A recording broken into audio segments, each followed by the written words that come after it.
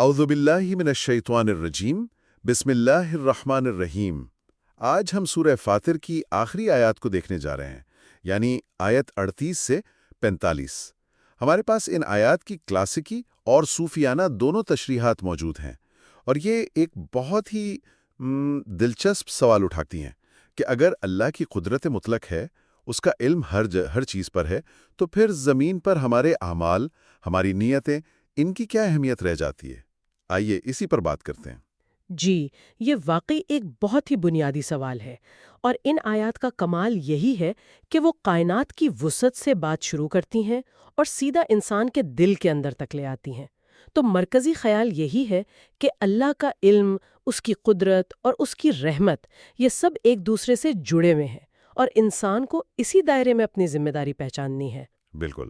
تو آئیے آیت 38 سے ہی شروع کرتے ہیں، جہاں فرمایا گیا کہ اللہ سینوں کے رازوں کو بھی جاننے والا ہے۔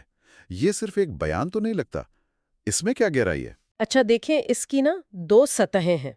ایک تو ہے ظاہری سطح، جیسا کہ تفسیر الجلالین میں آتا ہے کہ بھئی جو ذات آسمانوں اور زمین کے غیب کو جانتی ہے، اس کے لیے دلوں کے راز جاننا کیا مشکل ہے۔ یہ تو اللہ کے علم کی وسعت کا بیان ہے۔ صحیح۔ لیکن پھر اس کی ایک باطنی یا صوفیانہ سطح بھی ہے۔ القشیری جیسے صوفیاء کہتے ہیں کہ یہ آیت ڈرانے کے لیے نہیں بلکہ سنوارنے کے لیے ہے، یعنی جس کو یہ احساس ہو جائے کہ اس کا رب اس کے اندرون کو، اس کے باطن کو دیکھ رہا ہے، وہ پھر اسے غیر اللہ سے پاک کرنے کی کوشش کرے گا۔ یہ ایک دعوت ہے خود شناسی کی۔ واہ، یہ تو بہت گہری بات ہے۔ یعنی یہ علم ایک آئینہ بن جاتا ہے جس میں ہم خود کو دیکھتے ہیں۔ اچھا، تو پھر اسی سے جڑی اگلی آیت ہے جس میں انسان کو زمین پر خلیفہ یعنی جانشین کہا گیا ہے۔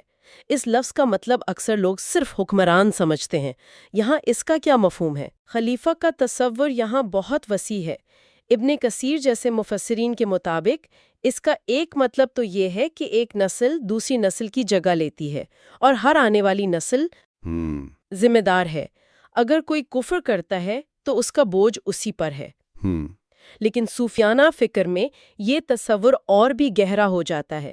نجم الدین کبریٰ کہتے ہیں کہ انسان مادی اور روحانی دنیا کے بیچ ایک پل کی طرح ہے۔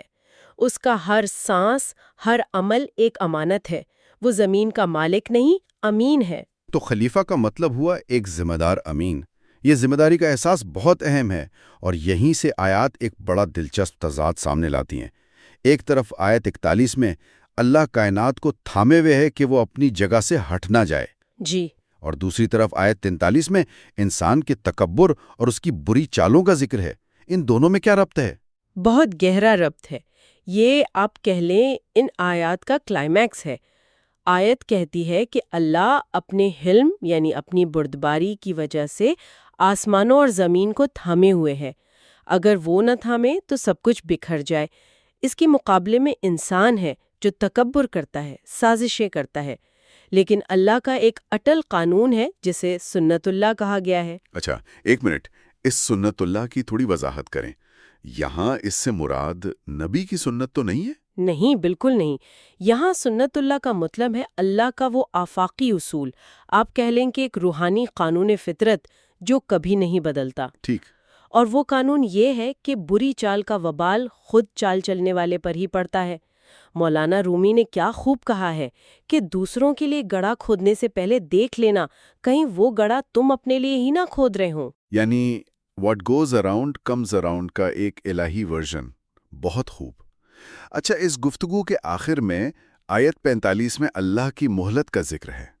کہا گیا ہے کہ اگر اللہ لوگوں کو ان کے اعمال پر فوراً پکڑنے لگتا تو زمین پر کوئی جاندار باقی نہ رہتا۔ اس تاخیر میں کیا حکمت ہے؟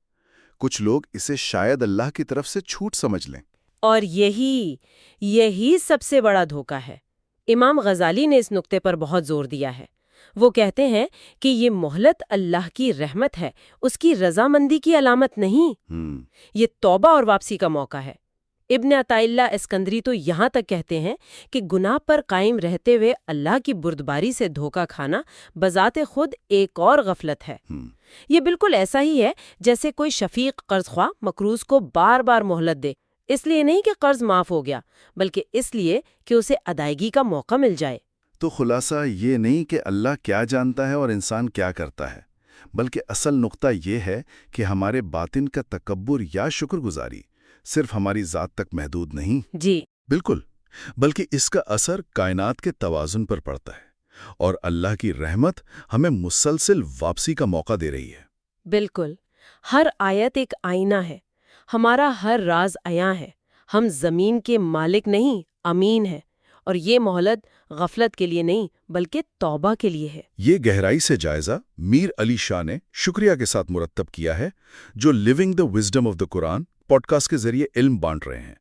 اور آخر میں ایک سوچنے کی بات یہ ہے کہ جہاں سورہ فاطر ہمیں احتساب اور ذمہ داری کے گہرے احساس پر چھوڑتی ہے، وہیں اگلی سورہ یعنی سورہ یاسین، جسے قرآن کا دل کہا جاتا ہے، کون نئی اور واضح نشانیوں کے ساتھ ہمیں اسی الہی سچائی کی طرف بلائے گی؟